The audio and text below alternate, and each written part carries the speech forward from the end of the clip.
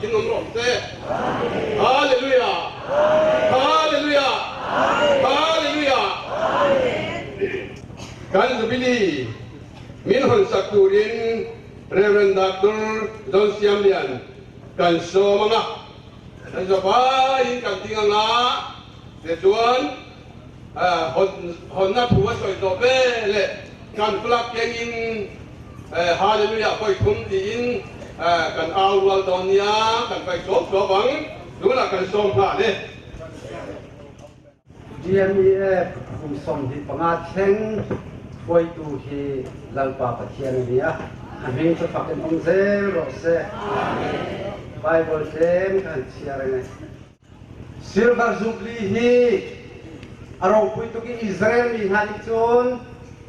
Jubilee an rakchua liao chana hin ingai thiam nak chan lei baruang asal ai tai min ha zong luat chan ai rem lo min ha zong pakhat irem chan an rakhi chu cha sun Jubilee chu alien ngan tu arong pui tu ki tu chun ni hiban tu kin Silver Jubilee kan tu atika hen ko han pakhat irem lo na rian chuan tu pakhat rem lo na thil ai rem lo mi zo do lo mi bial te kha shop i atharin nu na her sang cha kan di lak kan nu na Silver Jubilee kan man na ke sun lam le to se ti kha jisu men man sa chim ka do oi pa ni kha chwa na kan pe khia na se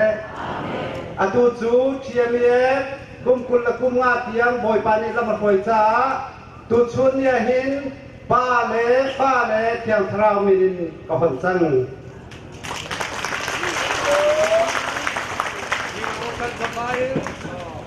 hallelujah awal lang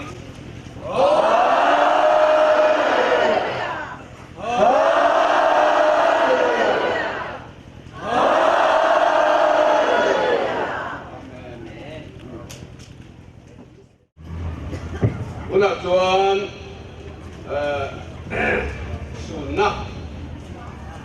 kan yang TMEF mukasa te mol yang santa te sunnah kan yang tuna Rev.Dr. Rohmingliana min koi donia mangalang TMEF dintu pathian hian nili April samret pakwa kumkhan adina chuan mak takin lang ni te om na mun rang sanga adar zawa kali gabo tamu phai le rengun lam te chin hil sa matupi halkha tedim bial le wangol tlandung Mizoram Manipur Meghalaya Delhi Hengania mak takin pathianin na thoka kan ni te thutak fa mun rang sanga omin thutak Paul and din zela ti chuan chung chu Thailand te Hong Kong te Manipur Singapore te Malaysia te Japan te Australia te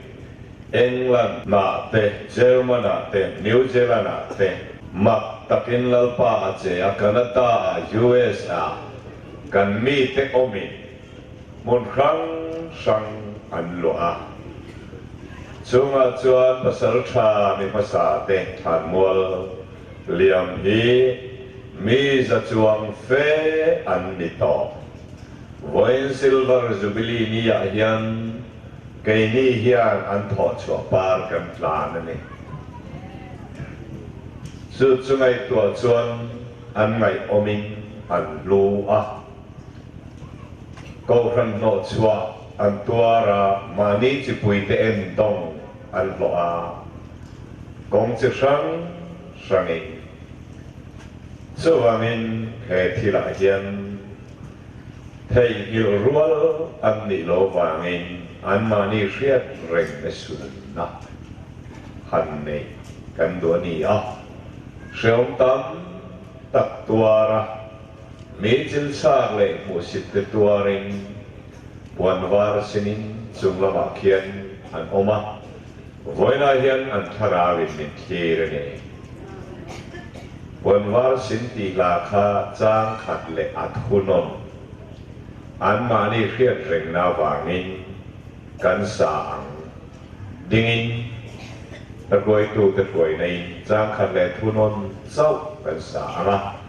chumi zo chuan second som ni sun na lu kan ku na nga ka trong trai anga chu chu kan zo na ni ang an min han khiat se na ni lo wangin thu tak fa thi to ki khiat zong zong te suninที่ไว้ดอนเนี่ยและรถไฟตู้ตะขันรังลามินจ้างขันและผู้นนเจ้า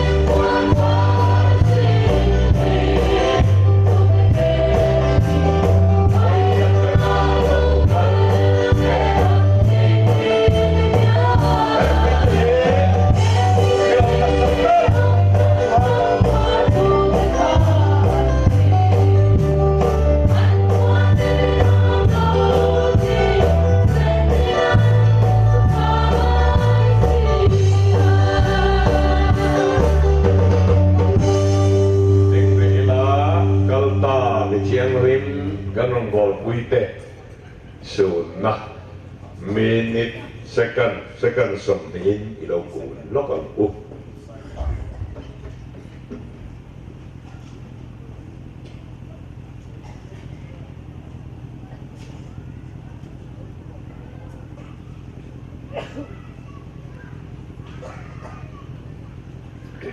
lalpa voina hian ichia ho thiam lim tuar na sang tuar te chu hele antan akhe omawangin inne na isenga zatuan van nuama seum kheto lovin anloman idon tira lalpa kalta te zong kha an trong trai na an chum te ne na lo lang ro se an tulen fa an ramlen nam tan an trong trai na he jubilee he kheng turin Evening Hawnna. Hallelujah! Hallelujah! Hallelujah! Hallelujah! Lalpa antuar na le. No chua te chi krang antuar na ka. Voi na hian apartan. Jubilee chang hian lo par zol ro se. An fa te cheu chuma lo jin na lo theng ro se. An pasal te chunga lo kin na lo kheng ro se an du pui te chunga lo kin na lo kheng ro se an ko khan le member te chunga I vel thiam rem lo lang ro se khongai chunga khongai le chon na bak chu an ne na lo lang ro se lalpa kan lo ma mi bin kan ni wa min kan lu ka len po lalpa lo I khia na ma thil ti the kan an ne la kan theng se la I khongai na bak takin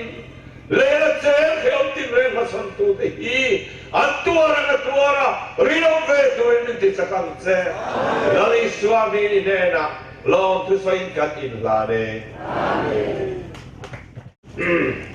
tuna tuan kan hun te yan na min han sakurin bi sa ten sei kristan hi do somang wa inni abun ruhun tha ini ta en reng chunga ren min ruat sakawangin iming rong pui kan fakai de na lom thu kan soye lalpa tu dargar lapa kan kun mamta khamin siat puya lalpa nang ma au mi wai sen le mi sang ten nun le chilti loman chu ko india mutua in sia ma ba kon lom thu kan soye ni Christian saku number sanga somnga pathum olalpa imal som na hlu kadeng kim chunga lang thì thú lâu chuan cắn nụn nắp hữu cắn này giống nè nó đã lặng thì in và thiên rồi mọi nắp lâu cả nụ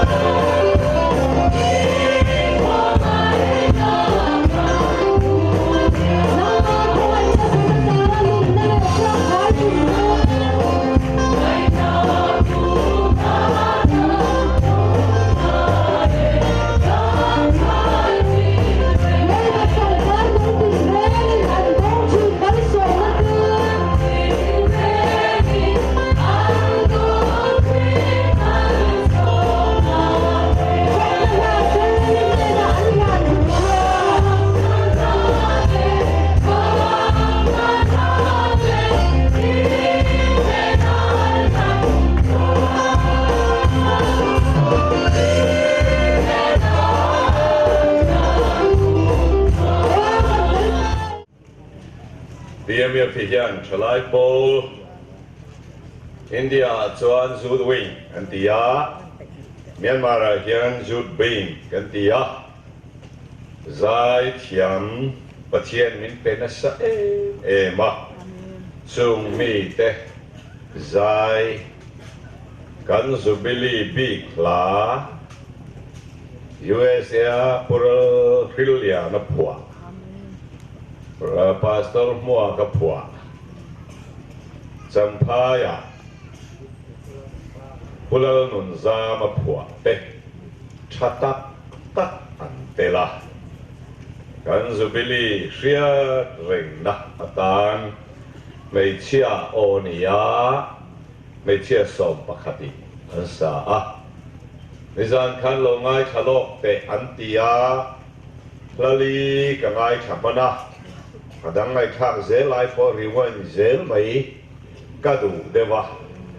se ka mu da chuak lu ka en zo man lo lali chak po kha aphu ne yet ka ria a so vanen he youth being Jubilee album up buming chu casual fakna la te ake set ming casual fakna la te di aniya buat saitu TMEF youth board Rev.Dr Rohmingliana bulmoy aniya hei he ngai khatu te tan dam na lo ni ro se amen khub zoi le ban oi kha te tan sar na lo ni ro se amen pian thar ngai lo te pian tham nan lal pan bang ro se amen bei dong te kai har tu lo ni ro se amen thian không ai na tam zo kan don na lo ni bok ro se amen zu tianga lal pan amana mi zong zong tan nem tu cha chunom kho har le kal kong motor le si sang rangami te pathian kai har tu CD lo ni tu in CD hi pale fa pale charau thiang bin bingin ka release ye hallelujah quan trọng còn na một câu ngã cần gì Islam Islam min lo som yang Hoi na Jubilee ni bi min siam sak tu le dam na chak na min pe a ama nge min han pui tu kan pathian ring fakinom ro se Jubilee chi bai in buk na hun ani anga kan ding lam le vei lam kan ban phak chin song kha Jubilee chi bai kai bu ka nga kai bu zo ket nuwa kan plak kha kan vai le don nia kha le ding le ve mi nung le ma mi te kha Jubilee chi bai in bu ka mya Christa min cả lẽ thì phải vô cả một lẽ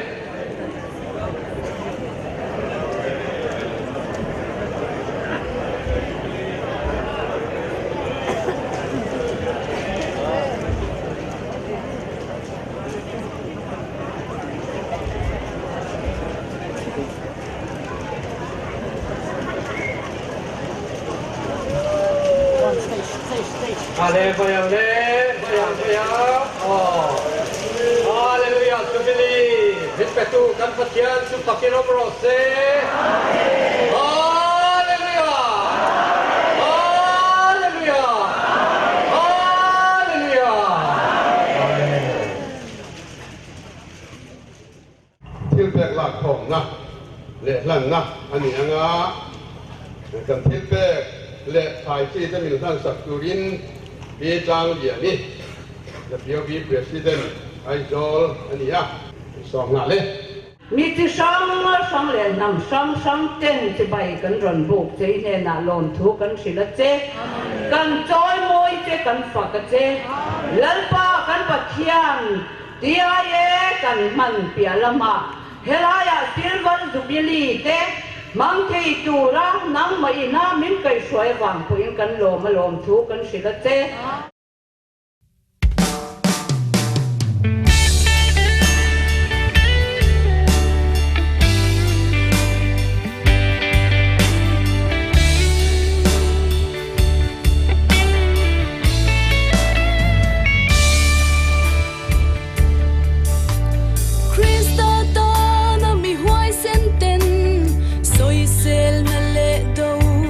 Nakara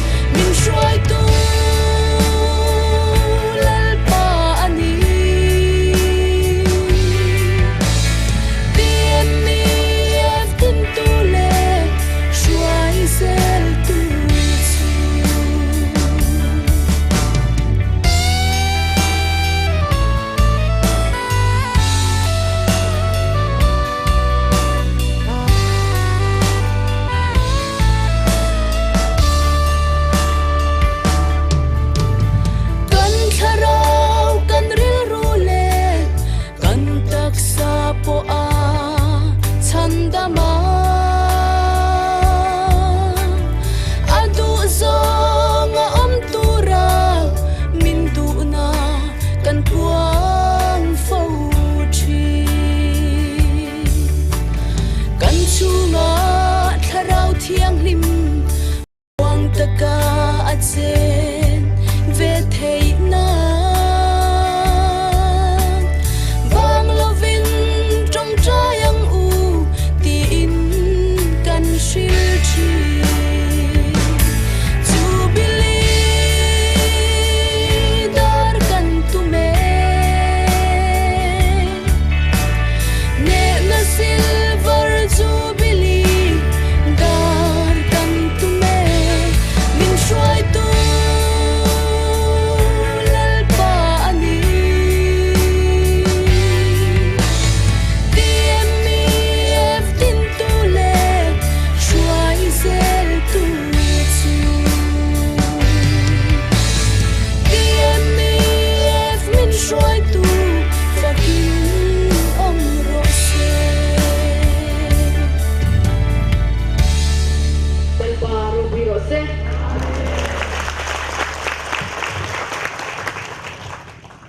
Guna chuan Jubilee dar buat ani to nga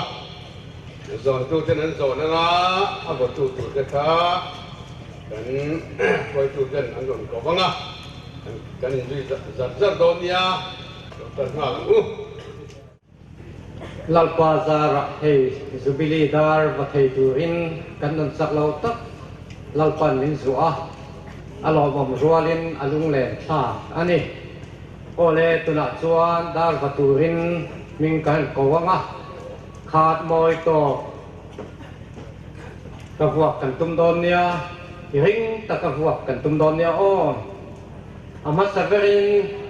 Rev.Dr. Rohmingliana và từ đây cần soma cái lại thằng à tôi hình sẽ là Isua Krista mình cần som hà lệ Evan mình cần giao và apatuna som ni panga Silver Jubilee dar ki are hello zong khovel piat khoparingin kan voto na ni edar himal som dar lo nos lalpa ngay cho na tharau thiang dimin edar mangyan min kan ro se amen ka bok na le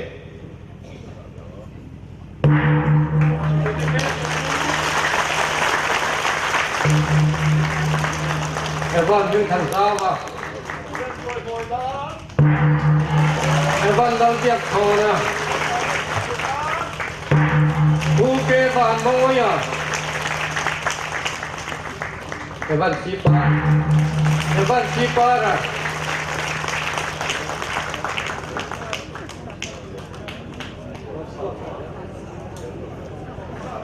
Kulang kam lo ba Pila kan sungi Pi sa timsei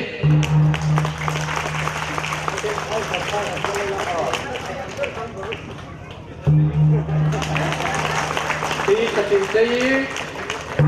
Siapa larin muami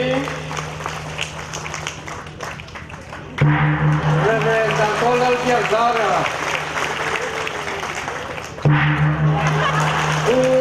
Thằng soi về là Rohmingliana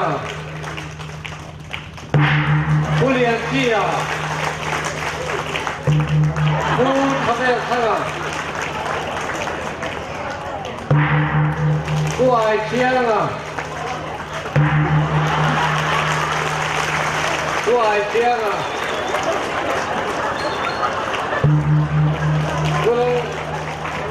ai chia à Rev.Victor một quốc gia biết điều rồi, quốc gia đó bất kỳ. Rev.Victor Evan TV Chawhma Rev.Dr tu kêu bất thần tu cáp Chawhma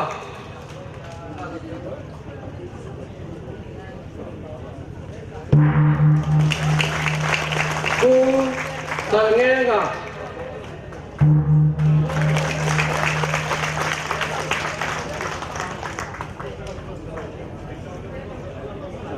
tu có sana kan hát chứ kẹt tới lục con tu lo từng nữa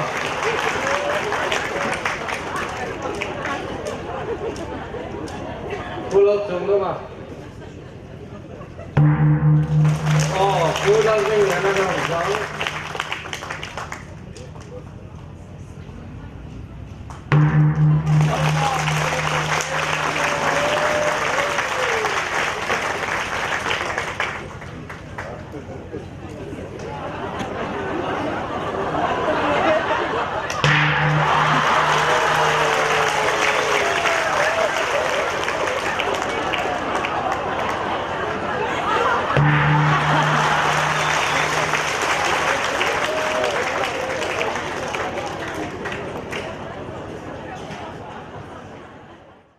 Anh giải ít tu nạp chuan giải quay tu cái quay này Hallelujah chính in kan sa don ya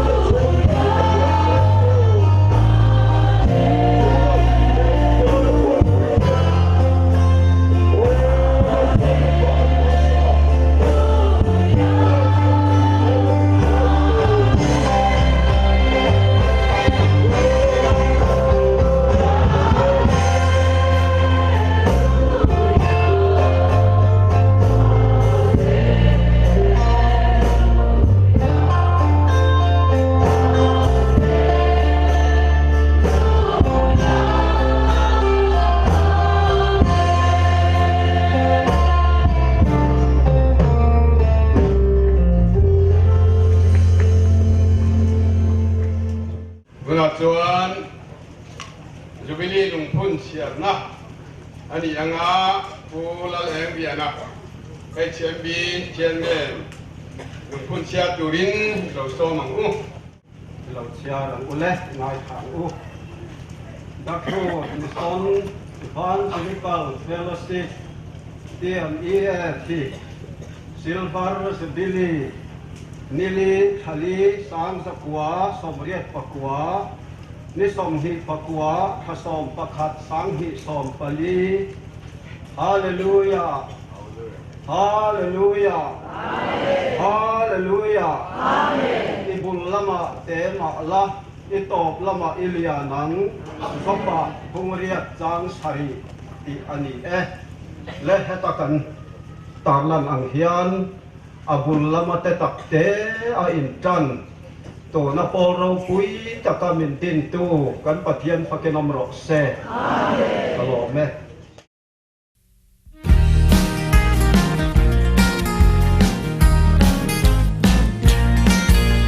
he kovel kan kwal zindaram a hian rinna avanga khongai na chandam na thu Shil turin he thu pe kan ni a fak na thil ti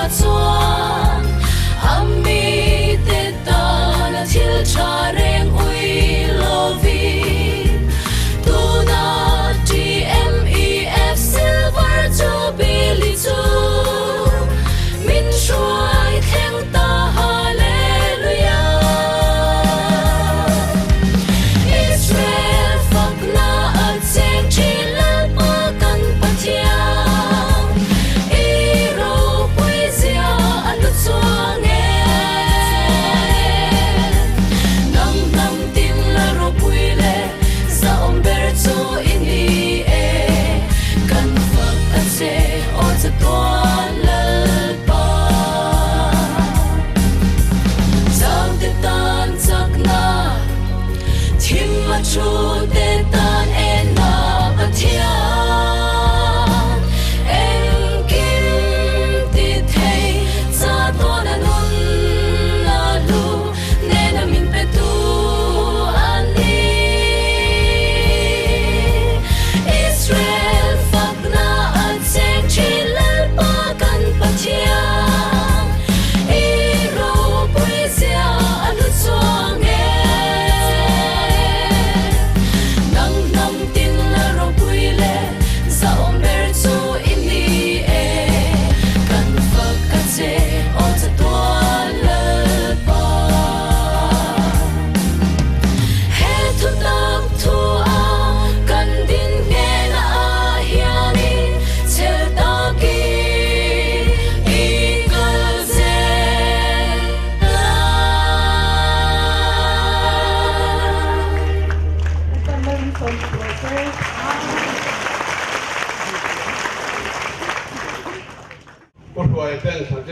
อันหลั่นตูดค้า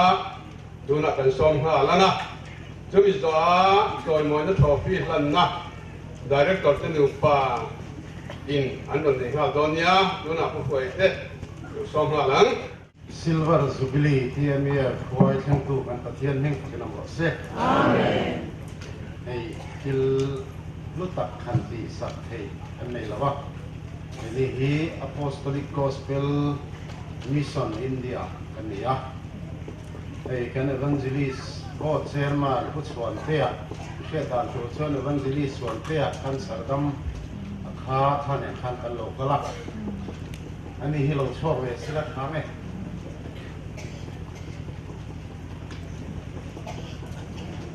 กันท่านหอยทุกต่อยกันในชู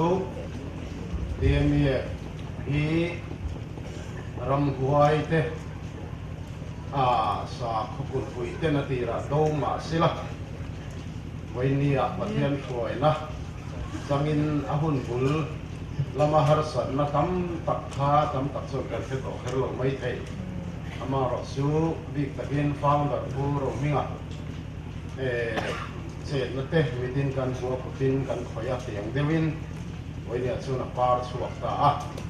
วันนี้ดูสักตะกากันสวยดูชูประเทียนทุตตะคุณสมดีพนาเจ็ดดูหักเขาดูน่าเฮียนทุตตะที่ปัทุมาเราอมริเสีย God of Truth ตะกันหักเขา Christ of Truth ตะคริสตาทุตตะอินหักเลยกันดูสักเจ้า Spirit of Truth ทุตตะขาราวะอินหักกันดูสักเจ้านี่เฮ้ทุตตะเขียนวิตุมันในเวกาประเทียนทุตตะส่วนกันขาราวจักอาศัยวิสนะคริสตาทุตตะกรอดส่วนกันริลุยคริสตาริลุโจมขบินอัดรวยลุงตาส่วนขาราวทุตตะกรอดส่วนกันตักสาหิอาทินุงพงะส่วนอินจอนบุงส่งปรุจางส่งปฐุมะอันนี้จุลแทนหุ่นจนทุตตะจงอัดรวยลุงตังเจวติทุตตะกะเจวนี่เราทุตตะจงอ่ะ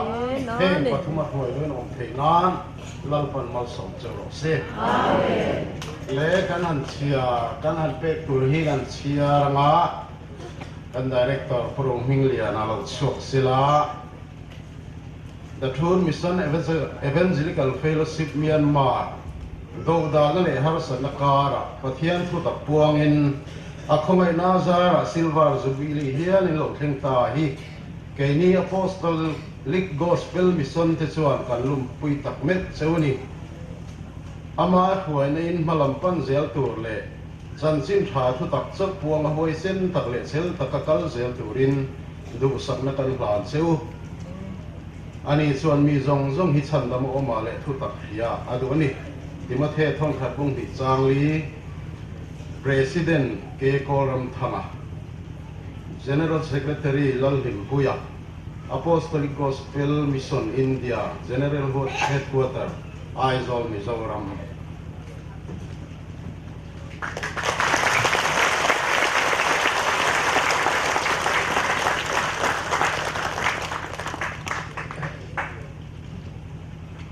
TMEF รวมบอลคุยทิ้งต่อไม่ได้ชี้บอลทางดินที่ปัสสาวะอันนั้นตัว siapa mau itu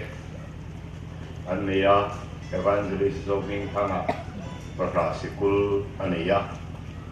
udonga anilea kian kalau sose lah pelan cong te loading lea ichuan tuna AGM puruai te hian ni lea menung bera Grace Ministry pakhat chu brother in Christ Paul Stari meu ke Paul ke ka ting chu toni lalpa pakinom mo se amen when I can AGM change law to say le anu ni ro pui ka tia an zi na to tia na mo mi pui king an te le ni te ria te ka sia alo mo me mai chu chu mi hallelujah boy sar in auror te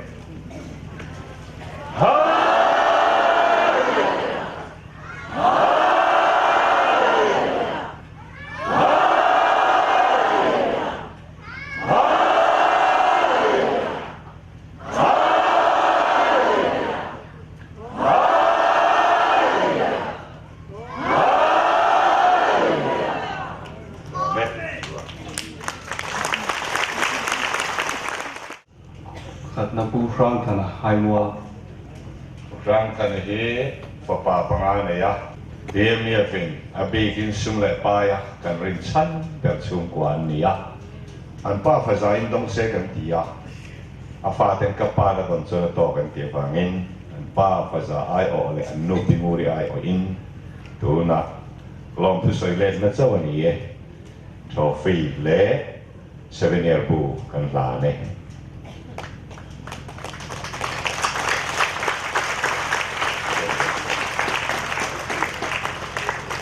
moi nu yan gon ka hina kan ko wanga Reverend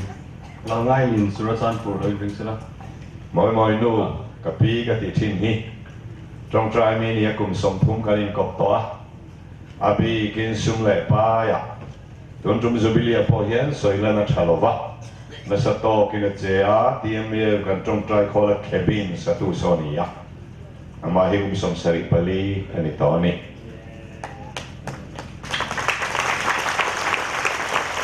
langai in surasan pur som hala pujil ko USA lo ring turin kan lo som ha ko ke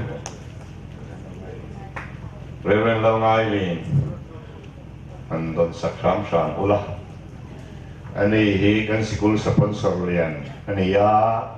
an pa fatkumin sikul tan voitam ta heng pun himin pe ani an chunga kan lom le ni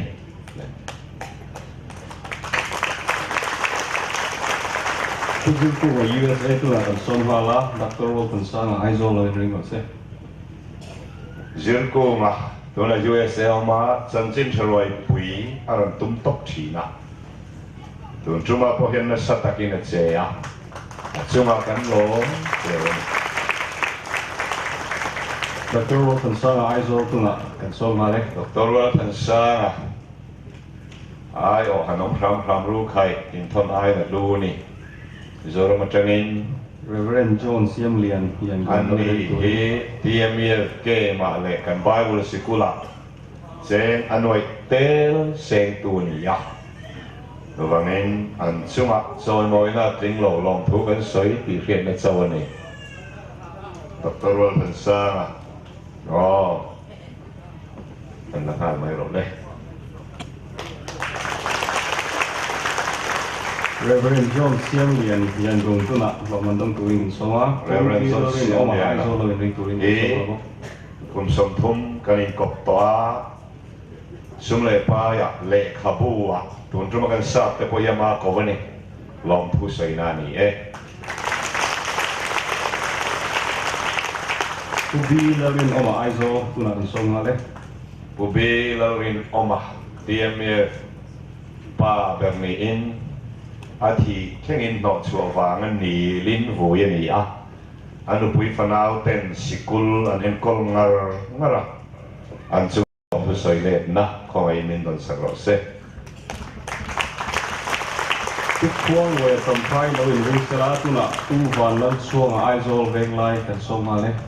วันเราช่วงเวงไลเฮไบเบิลสกุลตานอันนูปายนั้นส่งประคัดอันจิลรังงัดงัดตาเจงนักตะด้วยตามตักมินปุยต่ออันนี้ลองทุสัยเล่นนะอันนี้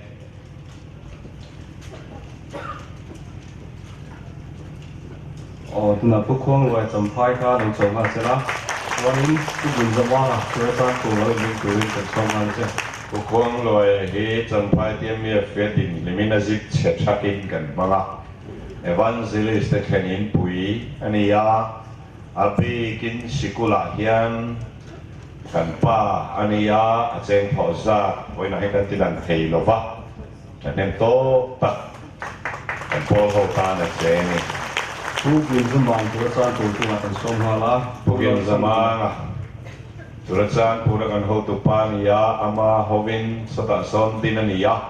บาบุลสิกุลาเฮียนกันสิกุลกองขาตุมตุนิยาตุนจุมาพอเฮียนเซียลอันพออะนี่เล่มันผู้เลิศสันหิมะ UAE ตุนะเป็นสมหาเลย เลิศสันหิมะ UAE ไอโอเมียวละมีนี่อาตุงเงไอโอเทโอ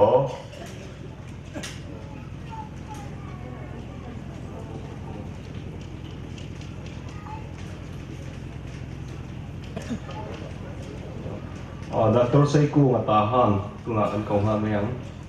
Dr. Seiku mah TMEF Father of TMEF kan tiye ni Gilgal kum samti pangachung at sila Tiyan kay kuway na raw puwi minsan sakto ni tu tanti matahan lo ring sila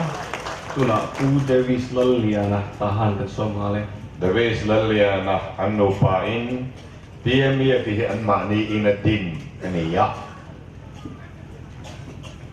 to kengin anu pain TMEF hi ti sila pa zo ming ngin kan han pe ani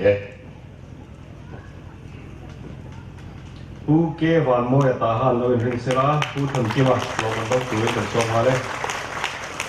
ผู้ทันที่มาไอโซเฮTMEF President Passaper อันนี้หุ่นโตแข่งเกอเปนะสุมากันงอมมันมีภาษาอันนี้ฟังเฮลองทุสอยในฮิลันอันนี้ผู้บีเรมโมยจำพายเราเรื่องเสร็จแล้วตุนาผู้เก็บวันโมยตาหันกันสองไหม ผู้เก็บวันโมยTMEF din chan tirin GS advoka chumi nu chuan akang train advoka sung le pai ane theng to hi cheng khat pori ral ngai lo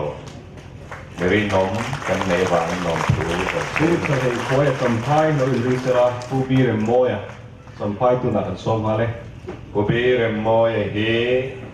Champhaya TMEF Camping Center lalpat re kon ti ku appe to pa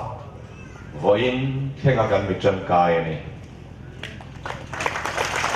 ผู้วันเราหากับไอโซเราเรื่องเสร็จแล้วผู้ทำให้คอยจำพายตุนากันสองมาเลย ผู้วันเรางากะผู้ชายควายEvangelist เห็นอินปุยอันนี้ให้ละมาสุ่มเลยป้ายกันมีรินชันอันนี้บอกว่าวันซงรินมาถ่ายจิตุกิมตุนูป่าอันนี้วันฮิมทันซาวตาหันเราอินริงเซลาผู้เอฟลันทันซาวไอโซกันสมมาเลย Evangelist นิ่งทันซาว TMEF ดินนี้จังอ่ะโซมีอะไรสิกลัวกับว่าอินเทอร์มินโฮตูอันนี้ช่วงละรอบทุกสิ่งผู้วันเลิกงานกันมิโซรามาTMEF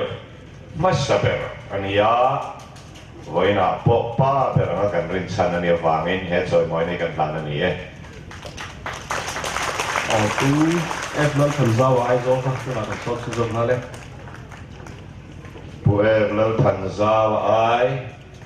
สัมกัวปนีกุมันสัมภายลงบอลนะ Opening Kazawa, Senior Evangelist, TMEF Pianiemi, Zikyo ka TMEF Akal ani. At suma kanlo leni. PCM liani aizo lawin ring sela, suanin tu na Evan Sipa tahan an somale. Evan Sipa di TMEF Piania, pelhe hau lovo in tenga Evangelist ho ani ye.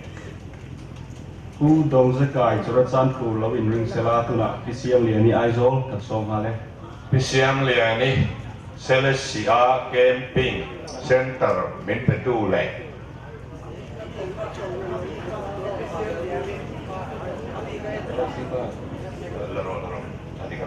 Ikan zoom itu awan do orang Jawa tidak kontrol dia. PCM liani kan some. TMEF Center min petu. Mol mama po ama moon min petu ni ya. PCM liani. Ai zo la changin kan some. In pon le ya hal sa han lam khak khak mai ro ai zong khan.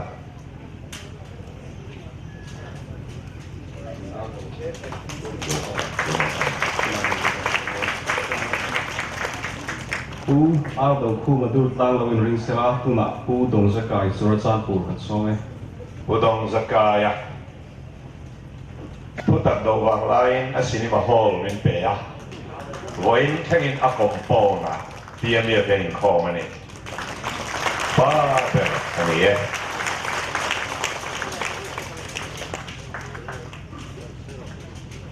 Ku lal rikhu madeli lawin ring sela tu na ku au ku madur tang kan somale. Kuar do ko malaitan ESB school nei tu hi.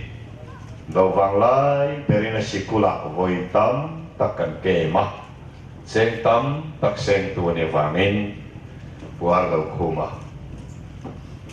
Kan some. Ku lal rampan asam yo lawin ring sela. Ku lal rikhu madeli tu na kan somale. Pulau ni kuma sailo Delhi kon rong kan bolchi Delhi ni pui siat ania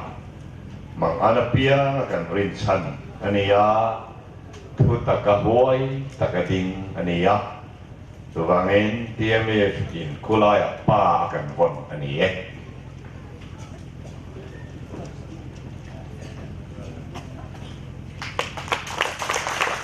Ku vanal ko sal plan lawin ring sela ku lal rampan asam yo tu na kan somale. Pulau rampan hi songkwa panga sangni panga kumatanga sikul sponsor lian ania zapana oma tutatengelo honga harusan noya po sikul sponsor ani nahi abandu mielova pu sok point min petine ne pulau rampan kan some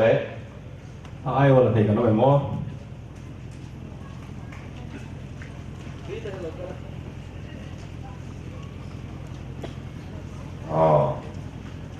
Ani hikan sponsor Rev.Dr ani ya. Seng sikula pek to za dik voina kan cher thei lova. Kum khata noi som panga som ni bor sen lo kum an nei lo. Tuwangin lom pusoi na ani ye. Ku gen lo Juratan pu lawin ring sela ku vanal shoi chal tlang tu na kan somale. Puvanral ruaya. Kumriat TMEF President Thong. Dovang lai takpoa solova. Min sunsom saktu ni amahi wana kalto nene. Ku chabik halkha lawin ring sela tu na ku gen lo Juratan pu kan somale. Bu gen la sikul sponsor lian ania tu cuma potensial tho tu ni ye. Reverend Zakio Vadeli lawin ring sela ku chabik halkha tu na kan somale. Putrabi ka halka a evangelist zong keng in sum seng chin tu ni tu cuma potensial atoni. Ku lal lian ring ah Aizol lo in ring sela Reverend Zakiawa Delhi tu nak some. Reverend Zakiawa he atran tiratinge TMEF din natel voin thengamala zel tu ania paso pension ani no point solo rong bol tu ani. Rev.Dr. Rohmingliana yan don lo ring sela tu nak pu Zakiawa pu la lian ring ah Aizol kan som hale. Rev.Dr. Maurice liana he pulan lian ringa TMEF President ania sikula yan then magkaduay engamosat lai ho tu ani. All Lembulen info lo in ring sela tu nak Rev.Dr. Rohmingliana yan don kan some. Maurice liana kan Bible School din tu President Rev.Victor ania kong si sang kan mel ani China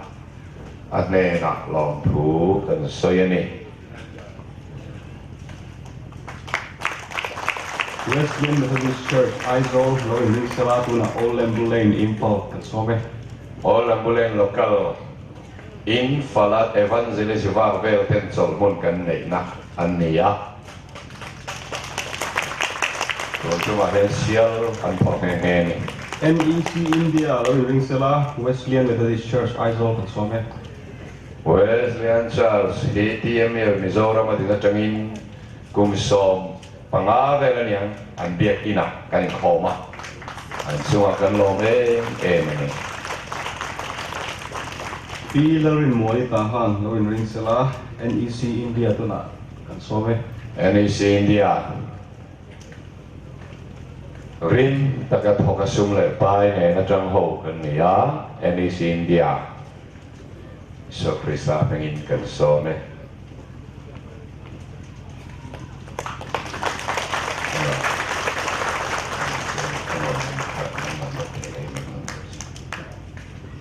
Tu nak suan pilar in Moli tahan lo mandang turi kan some.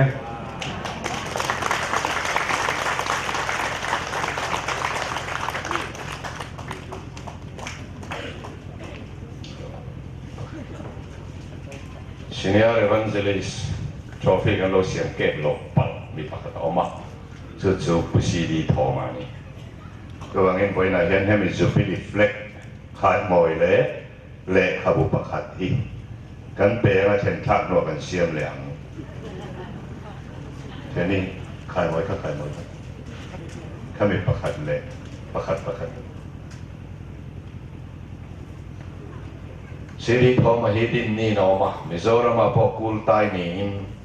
kan evangelist ni wa kum upa berani ya trophy kan siam lokal klat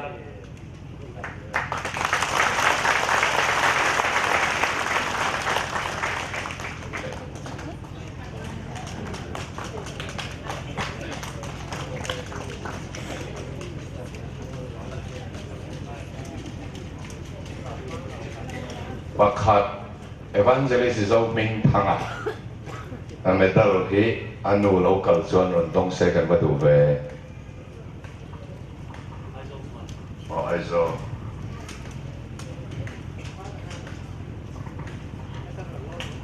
Rohmingliana evangelist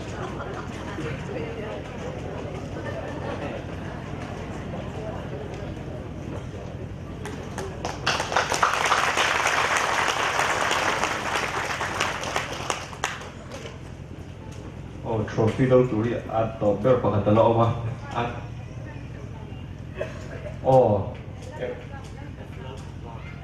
even F dal thanzaw ka ama aron don thelo pon ai otu kan mo akal ani he Mizoram evangelo thutak tong song masaber voin khen atiem ia pa ber ni thi don saktu kan om teu khai in thola boi thake.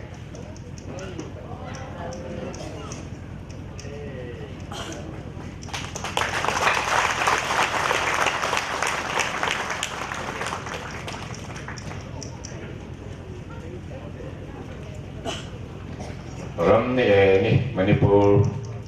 ani hitu na TMEF in khom na tu biak in surat jam pur veng lai taka an chu kwai nan sa ni na kum chung hian hon thei kan bei se ya mai thai ngai ani ya aro pui de ni kam ni aro kal thei lo la Pulal san hi ma UAE kha ai lo sak the kan em myo la yo na la ma tangin athil ti hi soya du lo le ya maro chu min chan pui thin ni mi sona ani ya noi za tel chuang ani ta chunga kan lo tak de ma ni oh trophy nun ber kan han tu chu Rev.Dr. Rohmingliana ni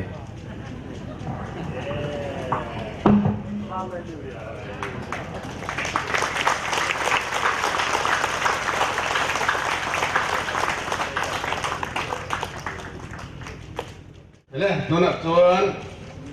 kan khwalian kan subject langa lompui na thu chak an ni te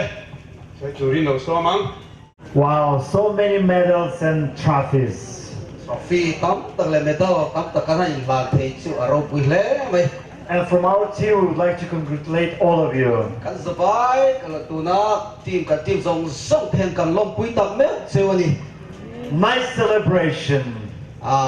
in lom na không quý rô quý tật cái này Good way. tì đàn trà in xìa cái tì But I believe it's just the beginning for something bigger. tụi đi chú thiếu rô quý rô cái tì thế nó tụi ra bốn cản chân nó châu à là nhỉ For something glorious. thiếu lâu bao rô quý nó rô tụi ra bốn cản chân nó châu à là nhỉ And I would like to read Ephesians chapter 1. Ephesi bung khát thú chiar cái đũa And Paul said, my prayer for you. Polan intan ka trong trai thi na ti And our prayer for all of you this morning. ti chuan in savai tan po kan trong trai ani That the God of our Lord Jesus Christ, the Father of glory, may give to you the spirit of wisdom and revelation and the knowledge of Him. kan pathiang ama hiat na pa le kharau thiang hwin mal som le kai hruai na dom ta twin sa ne la lo khen ro se The eyes of your understanding being enlightened, that you may know what is the hope of His calling, what are the riches of the glory of His inheritance in the saints. ama lung du lom zong ni tu ra ama min ko na le bai sei na ro pui van huna te min bo sei na chu herring in And what is the exceeding greatness of His power toward us who believe, according to the work of His mighty power. ama tumange ya le bai sei nge ya ana te kan len chua the na turin Which He works in Christ when He raised Him from the dead and seated Him in the right hand in the heavenly places. kan chiap chok lo lo nge kan lo pai so Krista pathian le pa chu ke nom ro se ani chuan van huna te khian Krista chuan tharau la mal som sang na tin reng mal mi soma mangai na thiang lim le soi sel bobin ama ma kan om thei na turin leilung pian ma Krista min thanang khan For above all principality and power and might and dominion and every name that is named, not only in this age but also in that which is to come. kan lo pai so Krista pathian ro pui na pa chuan ama hian na ko ma fin na le hiat chian ki na tharawa pe the na tu chuin kan trong trai na te chuan in ming lamin in chunga lom thu hil kan bang lo chu ti chuan in thinglung mit te ti wara lo min ama ko da bai sei na te mi thiang lim ho wa chuan aro lo tur ro pui nga zia te mi thi zi na ta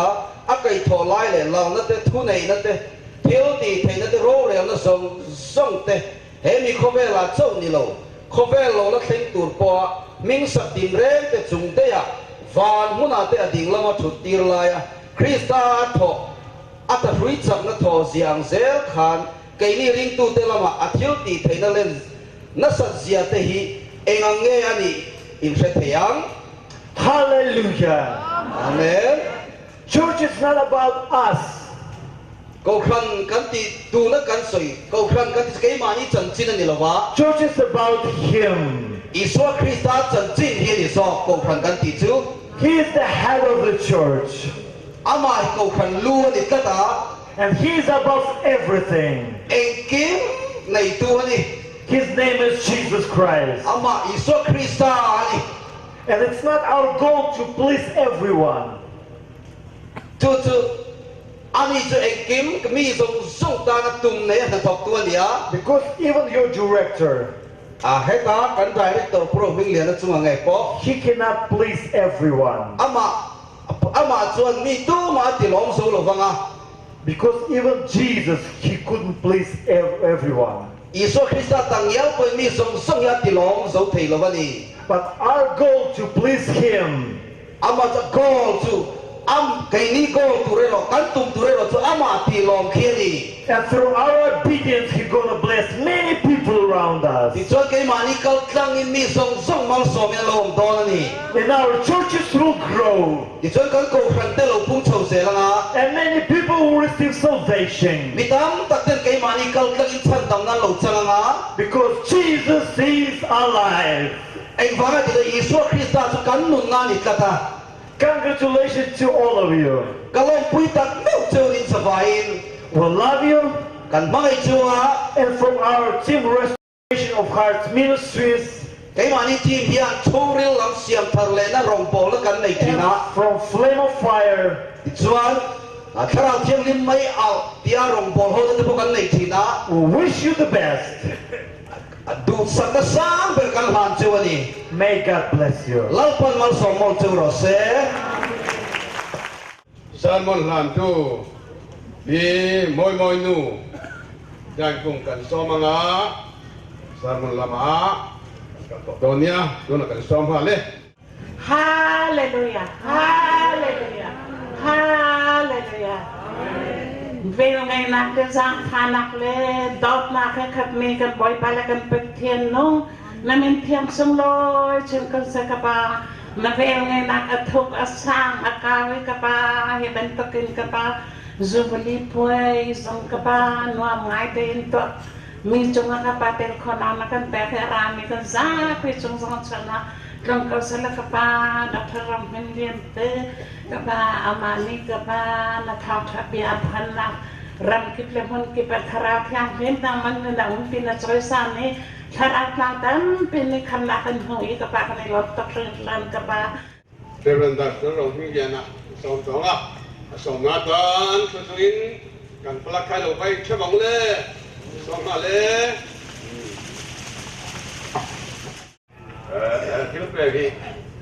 TMEF member kan nem ne na chewani ye. This is the recognition of the TMEF member to you.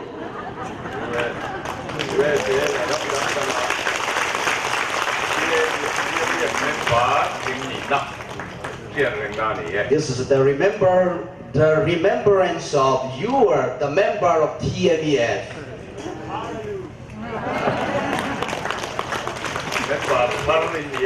You are our new member in this ministry.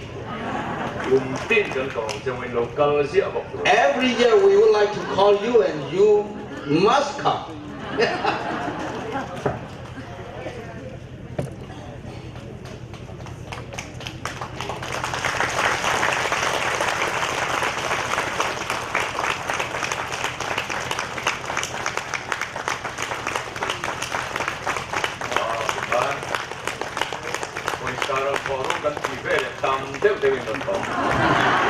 When I ask you the financial support, you have to bring many financial support. Wherever you go, you have to raise the fund for us. You are confirmed as the TMEF member.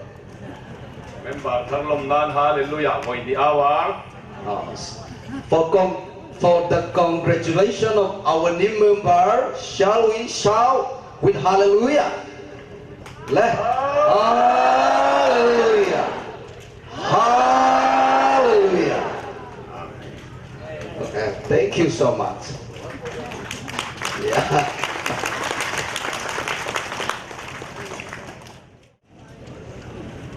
Tiang lim Rev.Victor bung som ni panga sang so patni Jubilee ni siya ilobatil hong zong zong tinidurani. Jubilee kumahian mitinin manita ngai inta chem durani. Pakat kecerian Isaya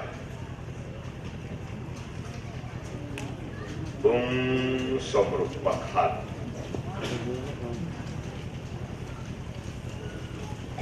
Zang seriatengin Isaya somruk pakat. Zang seriatengin imuan ko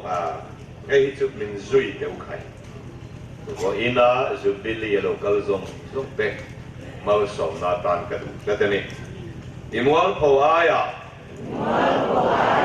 ale ni imuanga Isaya Itzan Hova Limin Isaya Suri Chuan in Rama Chuan Ale ni Inluang Gum Kholim Na In Nena Omang Antha Techu Nam Tin Singa Kiet Anianga Anpel Na Chu Mitin Singa Kiet Anibokan Anmani Muapiangin Lalpa Mal Som Chi An Miti An Piang Lalpa Chuan Nasatakin Kami Mga Ganon Nahi Patiana Chuan Lom Takinomang Mau Nei Tu Chu Mangbat Hituya In Zai Chin Ang Le Mau Chu In Zai Nate In Zai Chin Ang Hian Ani Chuan Sandam Na Silfen Temin Bela Bela Na Korfualin Min Tuam Tasiya Bung Somrup Pani Giang Li Giang Thum Lalpa Kutamoy Na Lalukum Le Ipathian Kutarau Pui Na Lalukum Inibokang Ma Antile To Lobang Che Iram Po Cuti Jiao Antile To Hek Lobanga Du Lai Antito So Kang Chia Iram Po Chu Bom Lai Antibokan Lalpa Ichunga Lom Sia Lalpa Ichunga Lom Sia Kutiang Lim Kan Chir Kan Zatan Lalpan Mal Min Som Sakro Se Kutiang In Pulo Kongaya Kongai Na Chu Puwa Na Pe Kan Ilova Pulo Nena Ape Ni Hallelujah Mitenom Misual Ni Maila Kongai Na Chu Pulo Piang Nena Ape Ni Kini Ho Hipoina Hien En Vange Kan Local Ti Chuan Kongai Hikan Pulo Pulo Maila Kongai Na Chuan Misualeng Manilo Tehi Anti Tiang Lima Chandama Karawin Chawhma Kan Chunga Bajema Ama Chunga Kan Karawa Tukruwa Ganti Tel Haulawe Van Komin Hon Sakadi Hallelujah Van Komin Hon Sakjawadilaw Ama Hikan Chunga Jengani Hallelujah Ajen Jawadilaw Min Jong Jai Saktin Hallelujah Min Jong Jai Sakbayadilaw Kannan Na Timoy Na Atuarani Hallelujah Kamari Jang Atuar Jawadilaw Voina Hiani Pathiat Chuan Ilumay Na Ilan Na Ien Kim Ka Avay Na Tuarani Hallelujah Sumang Chuan Nang Le Kaihi Voina Jubilee Niya Hiyan Ti Tiang Lin Kapni Hallelujah Hallelujah Suali Na Ilawanilaw Suali Na Ijungkan Lalpa Na Ti Tiang Lin Chani Tiang Panginoong Rose Jubilee Tuja Kanuzu Imual Pong Aya Alek Di Muang Hallelujah Hallelujah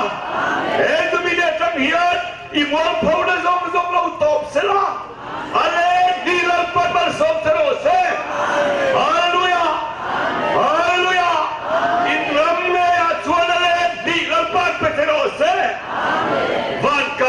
ni lova hele bal som nain kim he jubilee minin lali swaminin kapua me ilai ba zong lal pan rul zero se hallelujah hallelujah ilai ba zong lal pan rul ro se abatu de point lom takin pe na se ro se hallelujah hallelujah hallelujah shwal khat zawin ni lo inena khalal pa khara wa khatani hallelujah hallelujah hallelujah shwal zawin ka khat lo lari shwae ki kanne la khatani amen ke chua ka u shwal zawin khat lo lari shwae ki ne la khatani amen he tu hian in tisale rose juju kan jubilee ani voina hian en shwal po nei la lali shwal chhuat se hallelujah hallelujah in khun nei nei nei su lali shwal khamia ta kha chhuat se hei fiila alayan ni bal somna idam lo na chunga khan kamari janga chap atuar lo I chuam lo pa khan idan na karum soi hei thei lo ina tuar ni hallelujah hallelujah vai TMEF jubilee hian kum thumarei to leiba zong zong ngai daman ne ti iswamin ka puame TMEF kum thum lei lapat ilo nei to chuan iswamin ngai dam nakin ni ti ka puame hallelujah hallelujah hallelujah lapa chuan mi ti tla san ngai lapa kan mangal lai khat kan ne na uma lungai lui te khat kan ne na uma lapa chu kan ne ki mai hallelujah hallelujah voina hian iswami lo zalen lo innu pakar lo rem lo se in chun kwa rem da lo se in hole zong zong lo le ro se he jubilee min hian ka puame hallelujah hallelujah hallelujah pathian chuan vana min thut san mai lo kan chunga oma kan kianga oma kan chunga om bokani hallelujah chu puturin mit baro se vana iswa saudi no bini kianga iswa kamuam se hallelujah hallelujah chumi faktur chuan kan pha mi chak tong lo ma kan o te he sit omani asin om chung hian lal pa asin lo che email khamin chiat ti mai thei ma selal pan be khati che ni hallelujah isan lam ko kha pathian khanani ya ibun rong ko kha pathian khanani ya khati khat pathian en kham thei lo che ni hallelujah lampa en kham thei lo che lampa mai che lampa oi ne na po ni hallelujah voina hiya jubilee min dam mai swami ka puare dam sar lo dam ro se hallelujah he said khum lo dam ro se he said sar lo dam ro se voina li swara ti dam se he jubilee hilal pa da fatir se ura du ta plauso inena lo pa me thuga sai pathian mal me som sa ro se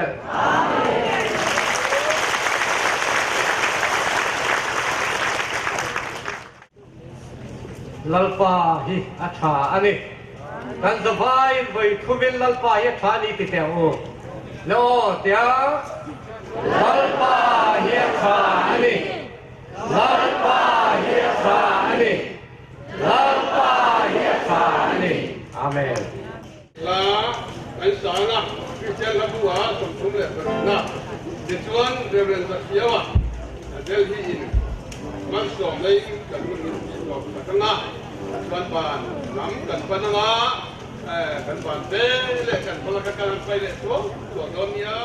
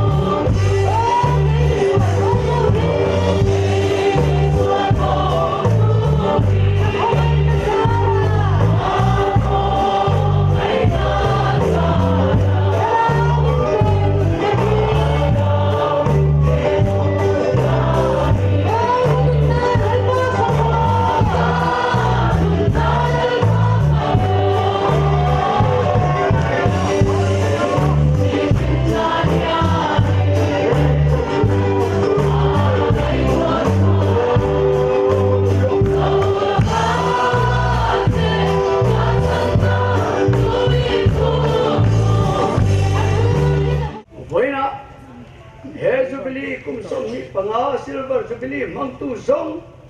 teu Lalpan mal somin verzel churo se Lalpan melin chuma entir sura koi sel churo se Lalpan in lamlo hui se samuan na pe churo se Ungka patian pale papale tharau tiang nim pol na Nunna jutang ngei jing nena tuna le kung khwa tingin Insa chua chatuan singlom le zero se